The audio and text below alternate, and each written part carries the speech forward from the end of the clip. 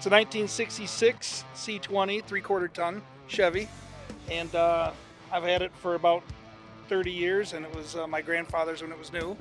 So It's always been in the family. always been in the family, always will be. So what's your favorite part about owning this?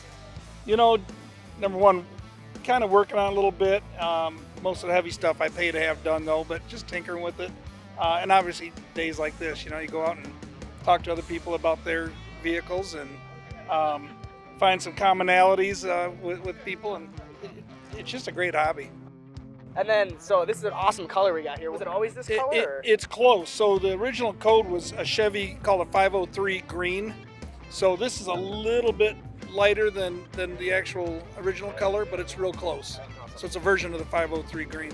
And then if you were to tell someone one thing about this car that they might not just be able to pick up on from looking at it, what would that be? Well, like I mentioned before, it'd be that it was my grandfather's. It's always been in the family, and you know, it's just something we kind of cherish. And I'll never be able to sell it. I get a lot of offers, but it'll go to my son, and if he doesn't want to, go to a nephew.